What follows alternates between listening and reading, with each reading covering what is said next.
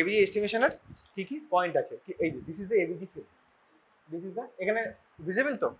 First yes identification, patient name কি কি থাকতে হয়। তুই তুই ধর মানে বেসিক্যালি টেকনোলজিস্ট করলো, এবিজি করলো, তুই দেখলি ফার্স্টে তোকে কি কি খুব ইম্পর্টেন্ট যেটা নোট করা। ফার্স্ট হচ্ছে তো name of the patient, age, sex দরকার নেই, এজ দরকার নেই, সেক্স হলেই চলবে।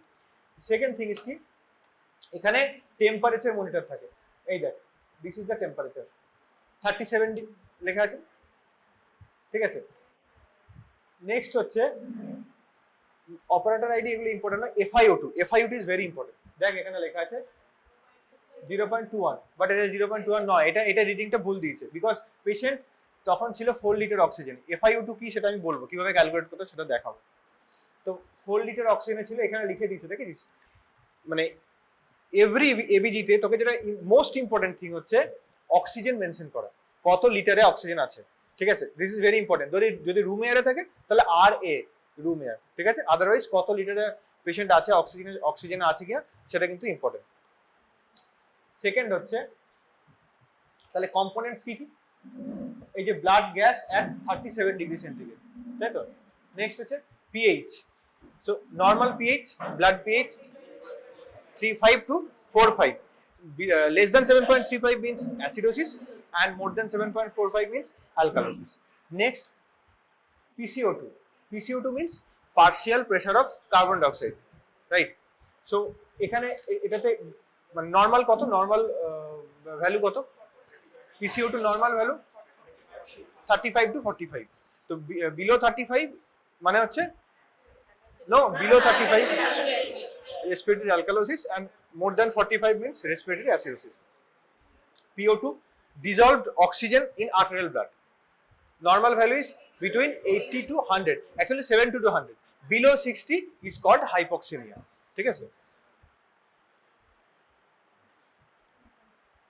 Next is bicarbonate. This is very important. Bicarbonate, because bicarbonate কি, base and yes, most importantly it is most important buffer, তাই তো, রেনাল বাফার। তো bicarbonate estimation is very important. তো ক্যালকুলেটেড ভ্যালু হচ্ছে 22 to 26, এটা হচ্ছে ভ্যালু, ঠিক আছে। তো এইখানে তাহলে এই তিনটে হলো।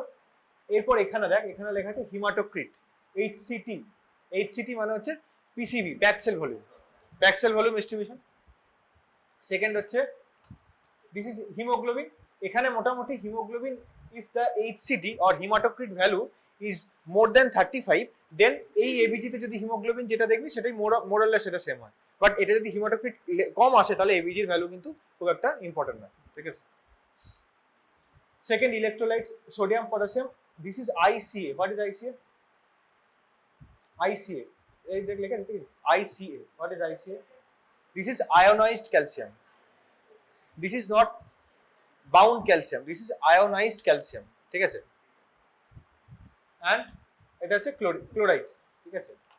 আর তারপর দেখ এই যে আয়োনাইজড ক্যালসিয়াম নর্মালাইজেশন হয় অ্যাট দ্য পিএইচ অফ 7.4, এটা এখানে পিএইচ পেশেন্টের 7.23। তো যখন অ্যাসিডোসিস হয়, যখন যদি মেটাবলিক অ্যাসিডোসিস, এনি অ্যাসিডোসিস যদি হয়, তাহলে ক্যালসিয়াম ভ্যালু কি হয়, ক্যালসিয়াম ভ্যালু চেঞ্জ হয়। অ্যাসিডোসিস হলে ক্যালসিয়াম, আয়োনাইজড ক্যালসিয়াম কমে যায়, ঠিক আছে। তাই জন্য বেড়ে যায় আয়োনাইজড ক্যালসিয়াম। সো NCA মানে হচ্ছে নর্মালাইজড ক্যালসিয়াম, যেটা হচ্ছে 7.4 পিএইচ এ এস্টিমেট করা হয়, ঠিক আছে। এখানে NCA দেখাচ্ছে দেখ 1.01 মিলিমোল পার লিটার, ঠিক আছে। TCA মানে হচ্ছে টোটাল ক্যালসিয়াম, মানে ক্যালসিয়ামের যত আয়ন আছে, ক্যালসিয়াম কার্বনেট, ক্যালসিয়াম বাইকার্বনেট, সবকটা যদি অ্যাকুমুলেট করিস তাহলে TCA আছে, টোটাল ক্যালসিয়াম। তারপর এই যে দিস ইজ বাইকার্বনেট। বাইকার্বনেট যেটা আমি বললাম বেস ক্যালকুলেট এক্সেসিভ। আর তারপরে দেখ এখানে আছে, আচ্ছা এরপরে আসছি আমি, বেস এক্সেস। BE মানে হচ্ছে base excess. What is base excess? হ্যাঁ, বেসিক্যালি হচ্ছে যে এই মানে অ্যাসিড বেস ব্যালেন্স যেটা ইমব্যালেন্স হয়েছে, কতটা অ্যাসিড আর কতটা বেস তুই অ্যাড করলে pH will be normalised, that is base excess. So base excess মানে এটা কিন্তু ইম্পর্টেন্ট নয় যে বেসটাকে এক্সেস মানে পজিটিভ হতে হবে। Base excess can be negative one, তাই তো। তো -2 or +2, ঠিক আছে। সেকেন্ড হচ্ছে দেখ এখানে এটা হচ্ছে বিইসিএফ, এক্সট্রা সেলুলার ফ্লুইডের বেস এক্সেস কত, ইসিএফ, ঠিক আছে, এটা ইম্পর্টেন্ট না, বেস এক্সেস জানলেই হবে। সেকেন্ড কি, সেকেন্ড হচ্ছে যে তোর স্ট্যান্ডার্ড বাইকার্বনেট এসটিসিও, এখানে নেই মনে মানে বেসিক্যালি স্ট্যান্ডার্ড বাইকার্বনেট মানে হচ্ছে পিএইচ অ্যান্ড পিসিও2 নর্মালাইজ লেভেলে এনে তার যে বাইকার্বনেট লেভেল আসবে, দ্যাট ইজ স্ট্যান্ডার্ড বাইকার্বনেট, এগুলো খুব ইম্পর্টেন্ট নয়। নেক্সট হচ্ছে টিসিও2, টিসিও2 হচ্ছে total carbon dioxide, total carbon মানে যেটা অ্যানায়ন, কার্বনেট অ্যানায়ন আছে যেগুলো, ঠিক আছে, বাইকার্বনেট হতে পারে, কার্বন মনোক্সাইড, কার্বন ডাইঅক্সাইড, সব অ্যানায়নগুলো নিয়ে যে কম্বিনেশন ফর্মটা, দ্যাট ইজ কল্ড টিসিও2, ঠিক আছে। তাহলে ফার্স্ট পয়েন্ট কি, যে কোনো অ্যাসেসমেন্টে ফার্স্ট হচ্ছে না, ফার্স্টে পিএইচ নেই, ফার্স্টে দেখতে হবে পেশেন্টের আইডেন্টিফিকেশন। মোস্ট ইম্পর্টেন্টলি এটা কিন্তু খুব ভুল হয় যে অন্য পেশেন্টের এবিজি তোর কাছে চলে এসছে, সো আইডেন্টিফাই দ্য পেশেন্ট, ঠিক আছে, ফার্স্ট আইডেন্টিফিকেশন। সেকেন্ড হচ্ছে কি, টেম্পারেচার, ভেরি গুড, টেম্পারেচার দেখতে হবে কোন টেম্পারেচার রেকর্ডেড আছে। থার্ড হচ্ছে তারপর না, তারপরে তুই এবার এস্টিমেশনে আসবি, কি কি হবে এস্টিমেশন। ফার্স্ট হচ্ছে pH, so pH, is it acidic or alkaline? pH is less than 7.35 or more than 7.45. Then what is the primary disorder? কি কি ডিসঅর্ডার আছে অ্যাসিড, এতে অ্যাসিড বেস ডিসব্যালেন্সের, respiratory acidosis, alkalosis, metabolic acidosis and alkalosis, ঠিক আছে। Primary তোর কি বলে ডিসঅর্ডারের জন্য একটা খুব মানে এই চারটা যদি না মনে রাখতে পারিস, সেটা খুব ইজি একটা নিউমোনিক আছে, সেটা হচ্ছে যে বেসিক্যালি তুই পিএইচ, পিসিও2 অ্যান্ড বাইকার্বনেট পরপর তিনটে করবি, অ্যারেঞ্জ করবি। If the pH is lower, arrow down, PCO two is lower and bicarbonate lower, that is মানে কি হচ্ছে, অ্যারো যদি একই দিকে যায়, the primary component should be metabolic one, ঠিক আছে, অ্যান্ড অ্যারো যদি উল্টো দিকে যায় তাহলে রেসপিরেটরি হচ্ছে মেটাবলিক, রেসপিরেটরি হচ্ছে প্রাইমারি, ঠিক আছে। তার মানে যদি pH low, PCO two low, bicarbonate low, primary is কি, মেটাবলিক অ্যাসিডোসিস। যদি pH low, PCO two high, bicarb low, respiratory acidosis, ঠিক আছে, এটা ইজি। এখান থেকে তোকে ডিটারমিন করতে হবে primary. Why primary determination is very important, very much important. কেন ইম্পর্টেন্ট প্রাইমারি ডিসঅর্ডার জানতে হবে কেন? Because to know the compensation, compensation হচ্ছে কিনা জানতে হবে, ঠিক আছে। তারপরে কম্পেনসেটেড অর নট, নেক্সট হচ্ছে anion gap normal or not, ঠিক আছে, এগুলো আমি ডিটেলসে ডিসক্রাইব করছি কম্পেনসেশন হচ্ছে কি করে। ফার্স্ট হচ্ছে PaO2, আর্টেরিয়াল অক্সিজেন প্রেশার, ঠিক আছে। If it is less than 60 millimeter of mercury, then you can call it as hypoxemia. So what is hypoxemia and what is hypoxia? Hypoxia means in tissue, yes, hypoxia means blood, ঠিক। So hypoxemia at alveolar capillary membrane, তাহলে এটা important হচ্ছে মানে alveolo capillary membrane, there is diffusion, তাই তো, capillary থেকে অ্যালভিওলায় ঢোকে and অ্যালভিওলা থেকে ক্যাপিলারি থেকে, এই যে গ্যাস সেকশন হচ্ছে দিস ইজ কল্ড ডিফিউশন হয়। তো এই ডিফিউশন অ্যাবনর্মালিটি আছে কিনা এটা কিন্তু মেজার করা যায় PO2 দেখে, ঠিক আছে। এটা কিভাবে হয় সেটা বলছি। সো হাইপক্সেমিয়া মানে হচ্ছে less O2 in artery and hypoxia means less O2 in tissue, ঠিক আছে। এইটা ইম্পর্টেন্ট হচ্ছে alveolar to assess the alveolar oxygen, P capital AO2, PaO2, small a means arterial and capital A means alveolar. So এটা কেন আমি determine করছি, ধর পেশেন্টের আর্টারিয়াল অক্সিজেন যা, অ্যালভিওলার অক্সিজেন কম বা ভাইসি ভার্সা, তার মানে কি there is some problem in diffusion, ডিফিউশনের প্রবলেম হচ্ছে, আর্টারিতে অক্সিজেন আছে কিন্তু অ্যালভিওলায় যাচ্ছে না, বা অ্যালভিওলায় ভাইসি ভার্সা যদি হয়, তাহলে হাউ টু ডিটারমিন, কিভাবে ডিটারমিন করা যায়, PO2 A মানে তারপর তোকে গ্রেডিয়েন্ট করতে হবে, capital A small A gradient, ঠিক আছে। তাহলে this is the equation 150 minus PaCO2 by RQ, RQ means respiratory quotient, this is 0.8, ঠিক আছে। তাহলে এটা হচ্ছে তোর ফর্মুলা PaO2। হ্যাঁ, তারপরে তাহলে অ্যালভিওলাই এয়ারে হাইয়েস্ট কি থাকবে, অ্যালভিওলাই এয়ারে হাইয়েস্ট কি থাকবে, PO2 থাকবে, অ্যান্ড লোয়েস্ট পিসিও2 থাকে, এটাই নর্মাল তো। বাট যদি ডিফিউশন প্রবলেম হয় তাহলে অ্যালভিওলাই এতে কি হবে, পিও2 কমে যাবে। তো এইটা ডিটারমিন করেছে এ গ্রেডিয়েন্ট। যদি ধর গ্রেডিয়েন্ট বেশি হয়, মানে নর্মাল এ গ্রেডিয়েন্ট ইজ মোটামুটি 15 to 30 মতো থাকে নর্মাল, ঠিক আছে। যদি গ্রেডিয়েন্ট বেড়ে যায় মানে অনেক বেশি গ্রেডিয়েন্ট, তার মানে কি there is some problem in diffusion. Diffusion problem কি কিসে কিসে হবে সেটা তোকে দেখতে হবে। কোন কোন ডিজিজে ডিফিউশন প্রবলেম বলতো, দুই একটা ডিজিজ যেখানে ডিফিউশন প্রবলেম হয়। এমফাইসেমাতে ডিফিউশন প্রবলেম হয় না। Alveoli, if there is a barrier between alveoli and artery, সেই ব্যারিয়ারটা কি হতে পারে, ফাইব্রাস টিস্যু হতে পারে, ইন্টারস্টিশিয়াল লাং ডিজিজ হয়, নিউমোকোনিওসিস হতে পারে, ঠিক আছে। এগুলোতে ডিফিউশন প্রবলেম হয়, ঠিক আছে।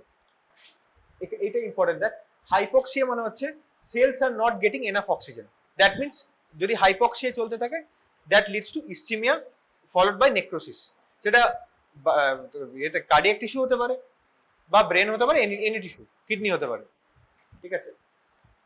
যদি ডিস্ট্রিবিউটিভ মানে অল টিস্যুস এ যদি এই ব্যাপারটা আসে যে তোর হাইপক্সিয়া হচ্ছে, তাহলে কি হবে, তাহলে দ্যাট রেজাল্টস ইন শক, ঠিক আছে। and hypoxemia মানে হচ্ছে, hypoxemia not necessarily means there is a diffusion problem in alveolar capillary membrane, but hypoxemia মানে হচ্ছে যদি ধর লেস হিমোগ্লোবিন থাকে, anaemia, in anaemia patients, haemoglobin তো ক্যারি করে অক্সিজেনকে। তো if there is less haemoglobin, then there is less hemoglobin bound oxygen, what we actually measure hemoglobin bound oxygen, right? তাহলে কি হবে, PO2 কম থাকবে, ঠিক আছে, results in hypoxaemia. Low haemoglobin আর লো PO2, লো PO2 মানে যেগুলো আমি বললাম ডিফিউশন প্রবলেম যেগুলো যদি হয়। তাহলে আরেকটা ইম্পর্টেন্ট হচ্ছে এই এ গ্রেডিয়েন্ট নিয়ে আমি একটা কথা বলি, capital A small A gradient. যদি ধর নর্মাল থাকে মানে পেশেন্টের হাইপক্সেমিয়া আছে, রাইট, PO2 ইজ ধর 70, 60, 65, but A gradient is normal, তার মানে কি, তার মানে হচ্ছে পেশেন্টের ডিফিউশন অ্যাবনর্মালিটি নেই, বাট কি প্রবলেম আছে, পেশেন্টের এক হতে পারে হিমোগ্লোবিন অ্যানিমিয়া হতে পারে, সেকেন্ড থিং কি, হাইপোভেন্টিলেশন হচ্ছে। হাইপোভেন্টিলেশন যেটা হচ্ছে হাই অল্টিটিউডে হয়, হাই অল্টিটিউডে হাইপোভেন্টিলেশন হয়। তো হাইপোভেন্টিলেশন হলে এবং তার সঙ্গে কি হবে, তোর normal A gradient will be normal, মানে যে অ্যামাউন্ট অফ অক্সিজেন আর্টারিতে রিচ করছে সেটাই কিন্তু তোর রিচ করবে আবার সেম অ্যামাউন্ট অফ অ্যালভিওলাইতে, বাট সেই অ্যামাউন্টটাই কম। This is normal A gradient, ঠিক আছে। নেক্সট হচ্ছে এআর, মানে এই আরেকটা ইম্পর্টেন্ট যেটা আমি তোদের বলছিলাম যে কেন ইম্পর্টেন্ট হচ্ছে FiO2 এস্টিমেট করা, বা ওই অক্সিজেন কততে চলছে সেটা লিখে রাখা কেন important, to assess FiO2। What is FiO2? Fractional inspired oxygen. এটা কিভাবে ডিটারমিন করে, কিভাবে কোনো ক্যালকুলেশন জানিস? বেসিক্যালি খুব ইজি, রুম এয়ার যেটা, যে আমরা যে নর্মাল ব্রিদিং নিই, রুম এয়ার অক্সিজেন মানে 21% FiO2 রুম এয়ার, ঠিক আছে। প্রত্যেক লিটার যত বাড়বে, in 1 litre increment of oxygen, FiO2 addition will be +4, ঠিক আছে। তাহলে 21, 1 লিটার মানে 25, 2 লিটার মানে 29, এরকম করে, ঠিক আছে। তো this is how you calculate FiO2। So ratio করতে হবে PO2 by FiO2। This is মানে FiO2 মানে 21%, মানে 0.21, তাই তো। তাহলে পার্সেন্টেজ যদি রেশিও করতে তাহলে 0.21 নিচে রাখতে হবে, ঠিক আছে। তাহলে সিভিয়ার ARDS মানে হচ্ছে অ্যাকিউট রেসপিরেটরি ডিস্ট্রেস সিনড্রোম। কি হয় ওখানে, হোয়াট ইজ ARDS, ওটাতে ব্রিফ মেকানিজম পরে আসবো, পরে লেকচার ক্লাসে নেবো, কিন্তু ব্রিফ একটা pathophysiology ARDS। What is ARDS, প্যাথোলজিতে পড়েছিস তো। ফার্স্টে মানে বেসিক্যালি এটা কি একটা ডিফিউজ ইনফ্ল্যামেটরি পাথওয়ে। তো এই ডিফিউজ ইনফ্ল্যামেটরি পাথওয়ের জন্য কি হয়, there is surfactant problem, there is destruction of the alveoli, and আর কিছু destruction type 2 pneumocytes। সেই জন্য কি হয়, that results in inflammation and মানে এই area of alveoli is filled up with the exudate। exudate যখন filled up হয়, যেটা বিকজ অফ নিউমোনিয়া হতে পারে, because of any other inflammatory process হতে পারে, exudate যখন fill up হয় তখন কি হবে, তখন alveoli exudate fill up হয়ে গেছে, এদিকে অক্সিজেন কিন্তু এয়ার থেকে মানে কি বলে আর্টারি থেকে অ্যালভিওলাই যাচ্ছে না, তো গ্রেডিয়েন্ট উইল বি মোর, ঠিক আছে। So there is a hypoxaemia. তারপরে কি হয়, যখন প্রোগ্রেশন হয় এআরডিএস এর প্রোগ্রেশন হলে কি হবে, ওই area of the consolidation or area of the তোর exudation will be replaced by the fibrous tissue, তাহলে there is a diffusion abnormality, ঠিক আছে। So you have to assess the PF ratio to assess the severity of ARDS, ঠিক আছে। So this is Berlin classification of ARDS, মানে severity classification. PF ratio কিভাবে estimate করবি, suppose একটা patient ধর PO2 is 60, হ্যাঁ, আর পেশেন্টের 3 লিটারসে অক্সিজেন চলছে, তাহলে পিএফ রেশিও কত হবে?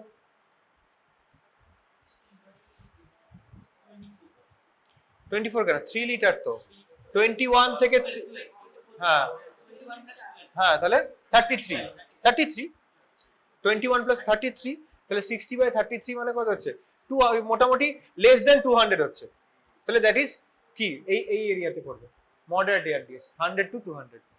This is how you can calculate PF ratio, ঠিক আছে।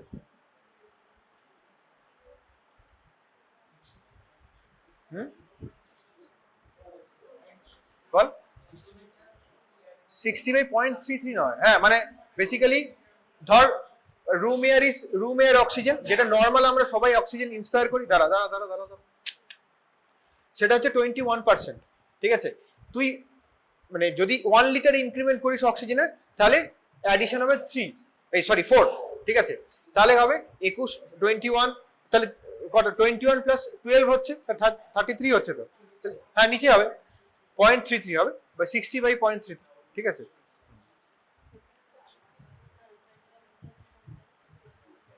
নেক্সট হচ্ছে PCO2।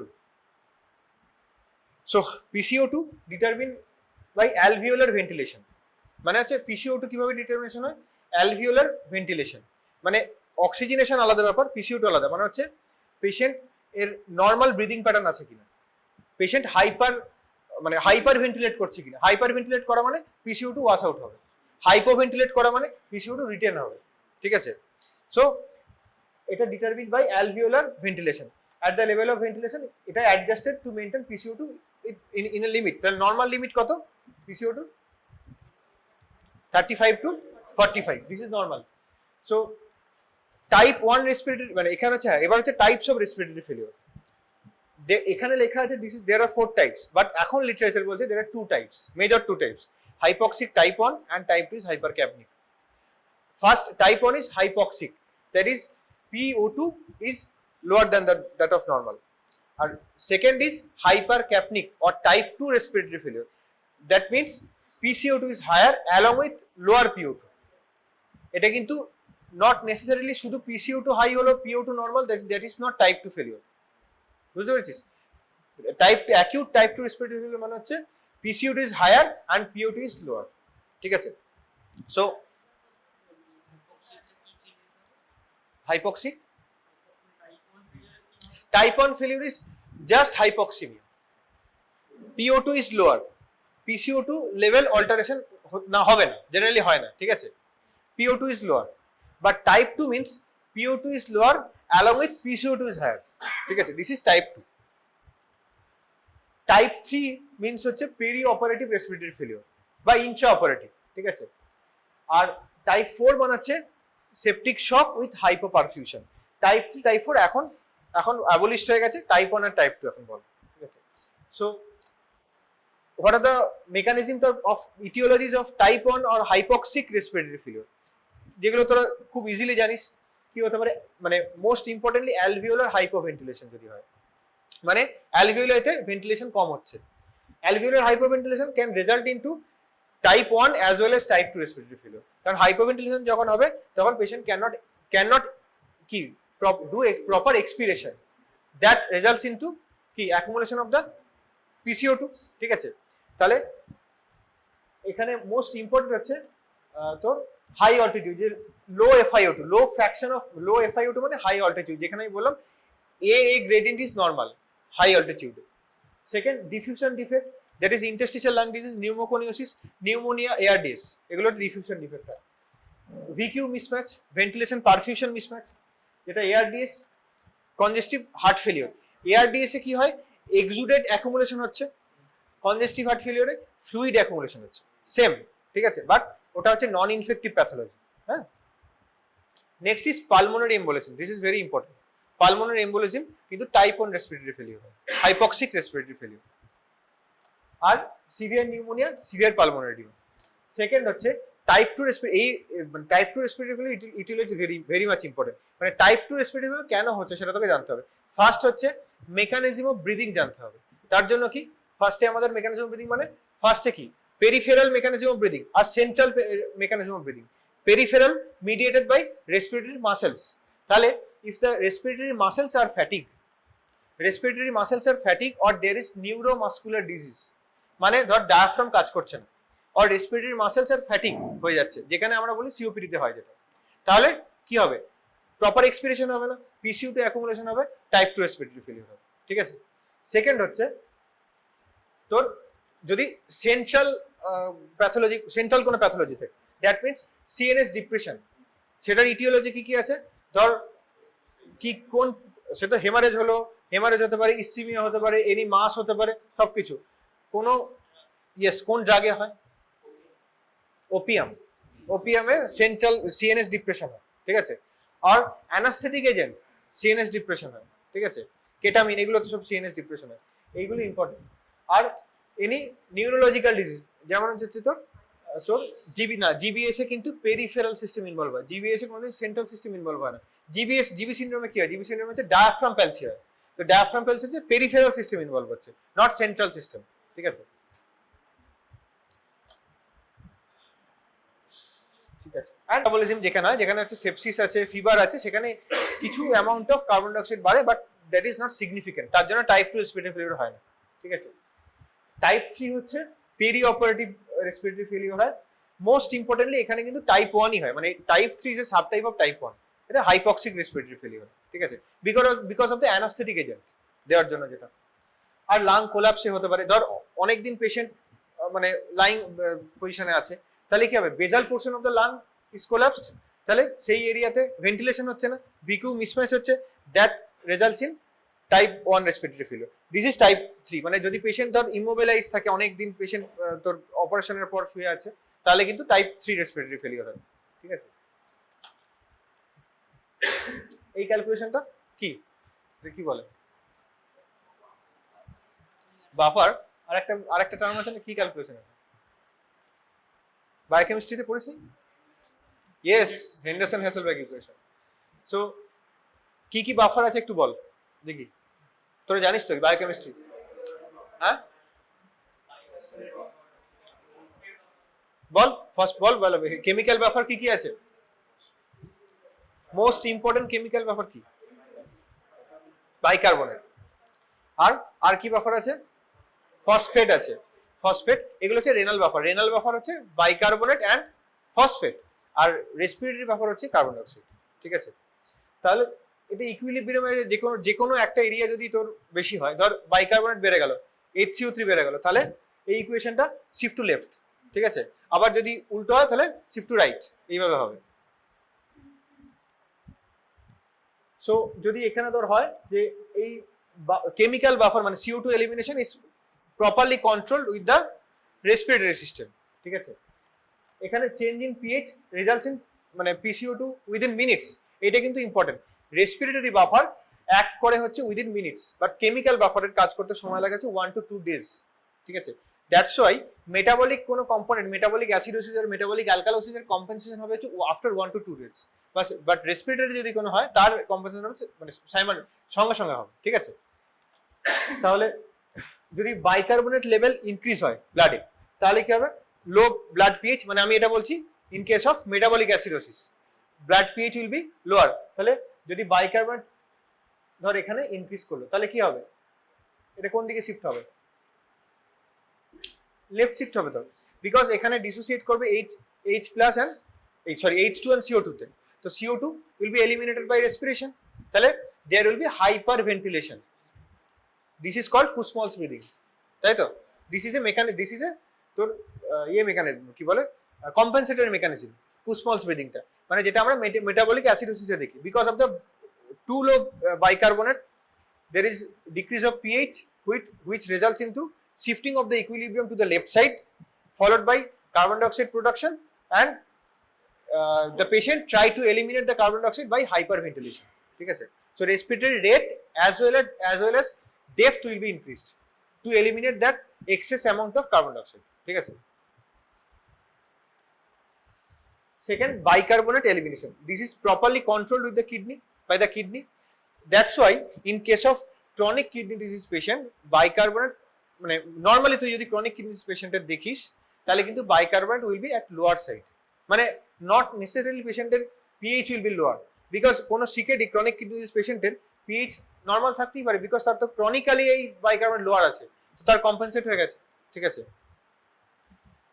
তাহলে takes hour to days to fulfill the compensation, মানে most commonly 2 to 3 days A compensation complete হয়। ঠিক আছে, kidneys are responsible for excreting metabolic acids. ঠিক আছে, most commonly secrete H+ ion and reabsorb bicarbonate from urine. এটা important. Metabolic, এই যে metabolic system respond করছে রেসপিরেটরি পিএইচ, মানে এটা তো আমি দেখালাম তাকে যে রেসপিরেটরি কিভাবে রেসপিরেটরি অ্যাসিডোসিস মানে মেটাবলিক অ্যাসিডোসিস রেসপিরেটরি কিভাবে কম্পেনসেট করে বাই ইনক্রিজিং এর depth and rate of the respiration. ঠিক আছে, তাহলে যদি রেসপিরেটরি অ্যাসিডোসিস হয় তার কম্পেনসেশন কিভাবে হবে? HCO তে মেটাবলিক অ্যালকালোসিস, মানে HCO তে রিঅ্যাবজর্পশন হবে, আর ভাইসি ভার্সা যদি রেসপিরেটরি অ্যালকালোসিস হয় তাহলে মেটাবলিক অ্যাসিডোসিস হবে, ডিক্রিজড বাইকার্বনেট রিঅ্যাবজর্পশন। ঠিক আছে, এটা খুব ইম্পর্টেন্ট যে কম্পেনসেশন হচ্ছে কিনা, এই ক্যালকুলেশন কিন্তু ইম্পর্টেন্ট যে কম্পেনসেশন হয়েছে কিনা, whether there is acute compensation or chronic compensation. ঠিক আছে, তাহলে acute chronic কিন্তু আসবে হচ্ছে রেসপিরেটরিতে, মেটাবলিকে নয়, কারণ মেটাবলিক অলওয়েজ ক্রনিকই হয়, তাই তো, মোর দ্যান 2 days হয়, but respiratory may be acute or may be chronic. So এইখানে যদি পেশেন্টটা দেখিস যে if the compensation if the acidosis respiratory acidosis is uncomplicated one, তাহলে কি হবে? এটা calculation for every 10 increment of PCO2 there will be 1 decrease of HCO3 bicarbonate. ঠিক আছে, এটা একটা গ্রস আইডিয়া। আর পিএইচ এর চেঞ্জ হয় 0.08, পিএইচ এর ডিক্রিজ হয়। ঠিক আছে, এটা ক্যালকুলেশন এভরি 10 এ 1 বাড়ছে। ঠিক আছে, এইখানে ক্যালকুলেশন করতে হয়, এটাকে বলা হচ্ছে 1-2-4-5 রুল। এই দেখ, এটা হচ্ছে 10 ইনক্রিজ এ PCO2 1-4-2-5, এইটা ইম্পর্টেন্ট। অ্যাকিউট আনকম্পেনসেটেড বাইকার্বনেট ইনক্রিজ করে 1, ক্রনিক কম্পেনসেটেড যদি ক্রনিক কম্পেনসেশন হয়ে যায় রেসপিরেটরি অ্যাসিডোসিসের তাহলে বাইকার্বনেট ইনক্রিজ করে বাই 4। সিমিলারলি রেসপিরেটরি অ্যালকালোসিসে কি হবে? অ্যাকিউট আনকম্পেনসেটেড হলে 10 ডিক্রিজ অফ PCO2 তে কি হয়? there is 2 increase of bicarbonate, and in case of chronic respiratory alkalosis there is 5 increase of bicarbonate. ঠিক আছে, সরি, ডিক্রিজ অফ বাইকার্বনেট। ঠিক আছে, পিএইচ এর মেজারমেন্ট খুব ডিফিকাল্ট মনে রাখা, বাট মনে রাখতে পারলে ঠিক আছে, বাট তুই বাইকার্বনেট, হ্যাঁ পিএইচ এর মেজারমেন্টও মনে রাখতে হবে, বিকজ বাইকার্বনেট ধর একটা বেসিক্যালি যদি পেশেন্টের একটা মিক্সড রেসপিরেটরি আর মেটাবলিক অ্যাসিডোসিস হয় তাহলে তুই ডিটারমিন করবি কি হবে? তোকে পিএইচ তো দেখতেই হবে। পেশেন্টের pH just because of the respiratory acidosis কমলো নাকি অ্যাডিশনাল কোনো মেটাবলিক অ্যাসিডোসিস হয়েছে সেটা কিন্তু ক্যালকুলেট করতে হবে এইভাবে। 0.8, হ্যাঁ এটা ইম্পর্টেন্ট। 0.08 হচ্ছে তোর অ্যাকিউটে, আর 0.03 হচ্ছে ক্রনিক। ঠিক আছে, কিন্তু এই 1-2-4-5 রুল এটা কিন্তু ইম্পর্টেন্ট, মানে এটা অ্যাকচুয়ালি করা উচিত 1-4-2-5।